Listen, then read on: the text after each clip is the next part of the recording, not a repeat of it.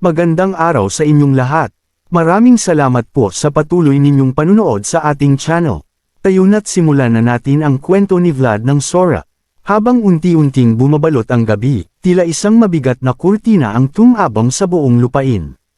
Sa katahimikan ng dilim, maingat nilang ikinalat ang mga gintong butil sa isang makitid na landas na humahantong sa isang napakalaking nag-iisang bato. Pagkatapos, nagtago sila sa likod nito, sa mga palumpong na marahang gumagalaw sa hangin. Tinanong ni Gerto kung gagana daw ba ang kanilang plano. Tuloy pa nito, bakit daw nila nilagay ang patibong na gintong butil sa ibabaw ng bato. Hindi inalis ni Vlad ang tingin sa kanilang patibong, at sinabi nitong, kanina daw habang naghuhukay siya, malinaw niyang naramdaman ang solidong bato na nasa ilalim ng lupa. Tuloy pa nito, na kung anuman daw ang nagnanakaw ng sebada, hindi ito kayang dumaan sa solidong bato na iyon, at sa malambot na bahagi ng lupa lamang ito kumikilos. Sumagot naman si Gerta, na paano daw kung kaya nitong basagin ang bato, at naghuhukay lamang ito sa malambot na lupa ng walang rason. Ngunit agad siyang pinatahimik ni Vlad. Nakaramdam si Vlad ng distortion, may paparating saad ni Vlad. Isa-isang naglaho ang mga butil sa daan, hinihila pababa sa lupa na parang may kamay na hindi nakikita. Tumalim ang mga mata ni Vlad at sinabing, nandito na siya. Ang sebad ang nasa ibabaw ng bato ay nanatiling buo at hindi nagalaw. Napaisip si Vlad, na gaya daw ng inaasahan, hindi daw nito kayang basagin ang bato. At doon, isang maliit na kamay ang dahan-daang sumulpat mula sa lupa. Dahan-dahan namang binunot ni Vlad ang kanyang espada at naghahanda para umatake. Tuluyang umangat ang nilalang, at sa halip na isang halimaw, isang maliit na nunal ang bumungad sa kanila. Sandaling natigilan ang lahat, at kasabay nito, ay nabiyak ang tensyon. Halos mapasigaw si Gertes sa pagkabigla. Napasabi na lamang ito na yun. Isang nunal, ngunit hindi napigilan ni Vlad ang isang bahagyang ngiti. Dahil nakita niya ang hindi nakita ng iba.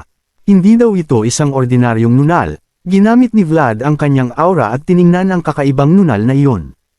Tuloy pa nito, na ang katawan daw nito ay marahang kumikislap parang may sariling liwanag, isang banal na presensya. Hindi nagatubili si Vlad at sa isang mabilis na galaw, sinunggaban niya ito. Napasigaw ang nilalang, at kasabay nito, sumabog ang nakakasilaw na gintong liwanag. Nang papalapit na si Gerta at Noir, ay biglang naglaho si Vlad. Walang tunog, walang bakas na natitira. Naiwang nanigas sina Gerta at Noir, tila pinako sa lupa habang pinipilit unawain ang nangyari. Vlad, sigaw ni Gerta, paulit-ulit nitong tinawag ang kanyang pangalan.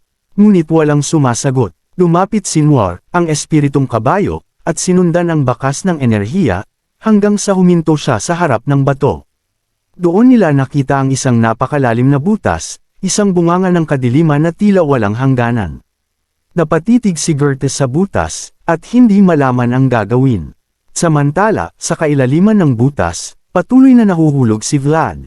Hinahampas ng hangin ang kanyang katawan habang mahigpit niyang hinawakan ang kumikinang na nunal. Hanggang sa bumagsak ito sa ikailaliman ng lupa. Malakas, mabigat, halos mawalan siya ng hininga. At dito ay nagulat si Vlad at napasabing, buhay pa daw siya. Ang akala daw nito ay mahuhulog na lang siya habang buhay. Dahan-dahan siyang tumayo. Sa kanyang harapan, isang makitid at mamasa-masang lagusan ang bumungad sa kanyang harapan, nilalamon ng makapal na kadiliman. Napuno siya ng inis sa nunal. Hinawakan niya ito ng mahigpit at inalag-alog sabay sabing, anong klaseng lugar daw ito? Hindi naman sumagot ang nunal, ngunit agad siyang kumalma. Napaisip na lang si Vlad, at napasabing, hindi niya daw alam kung saang lugar daw sila, kaya ang mas mabuting gawin daw nito ay maghanda sa anumang mangyayari. Hinugot ni Vlad ang kanyang espada, at sa isang iglap, nagliyab ang kanyang katawan sa liwanag. Isang aura na parang bituin ang bumalot sa kanya. Namangha ang nunal sa kanyang nakita, tila na nabighani ito sa kumikinang na liwanag. Napabuntong hininga si Vlad at napasabing, wala dong simple sa mundong ito. Tumingin ito sa taas at napasabing, mukhang wala na daw silang babalikan kaya't humakbang siya pasulong gamit ang nunal bilang ilaw. Habang papailalim ito, napatanong na lamang si Vlad kung anong klaseng daanan daw ito at ganito na lamang ito kahaba. Patuloy daw itong naglalakad ngunit wala daw itong katapusan. Sa ilang sandali, ay nawala ang liwanag ng nunal. Sinabi ni Vlad na magliwanag daw ito habang nagsasalita pa daw si Vlad ng maganda. Bigla naman itong lumiwanag. Sinabi ni Vlad na bibigyan niya daw ito ng kaparusahan sa tiwing mawawala daw ang liwanag nito. Kalaunan ay nanginginig ang nunal, tila ba nagbabala ito na may hindi magandang mangyayari. Sinabi ni Vlad na ano daw ang nangyari sa nunal at bigla itong nanginig. Ngunit hindi na lamang ito pinansin ni Vlad at nagpatuloy lamang ito sa paglakad. Hanggang sa nakakita ito ng liwanag.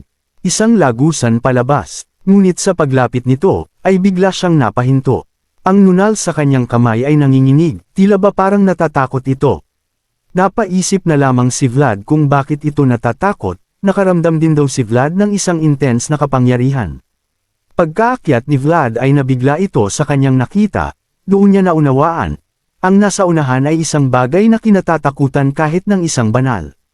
Isang halimaw, isang nilalang na nababalot ng maruming kapangyarihan. Walang awa nitong sinisira ang isang espiritong puno.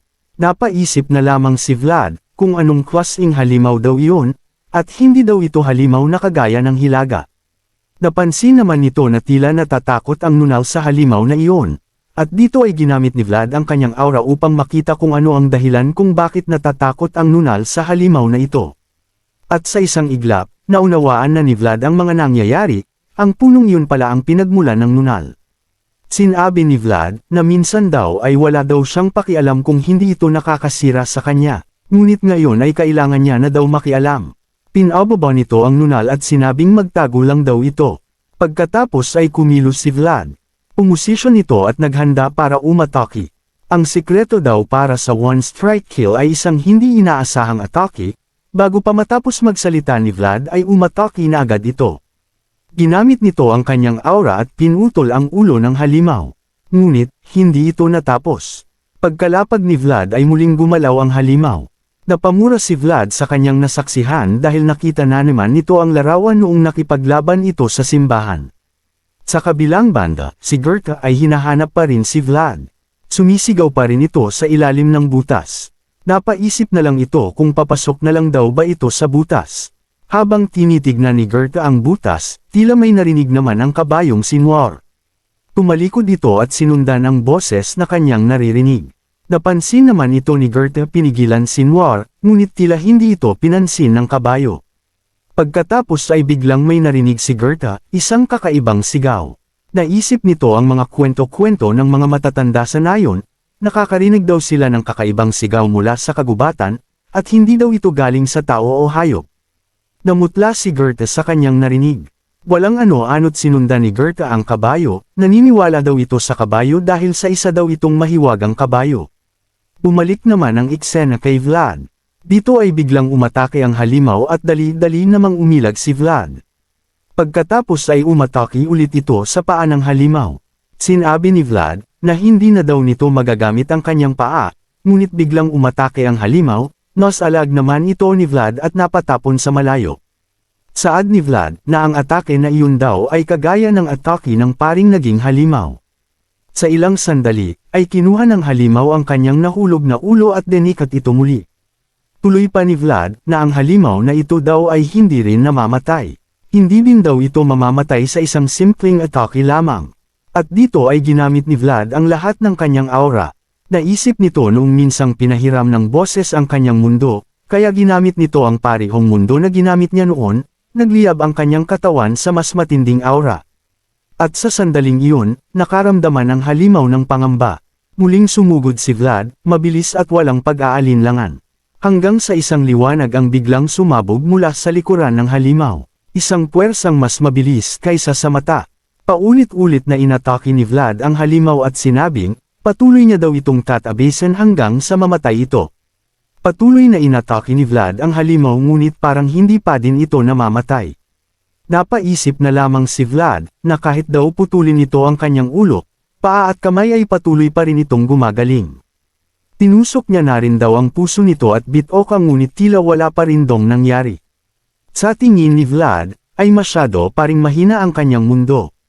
Tuloy pa nito, kung ganun daw ay pagpipiresuhin niya na lang daw ang mga kamay at paa nito upang hindi na mabuo. Nilabas ni Vlad ang kanyang nakakasilaw na aura, ngunit bago pa ito umatake ay may biglang lumabas sa likod ng halimaw. Ito pala ay si Noir. Sumugod ang espiritong kabayo, at ginamit nito ang kanyang sungay na tila nagliliyab sa banal na lakas.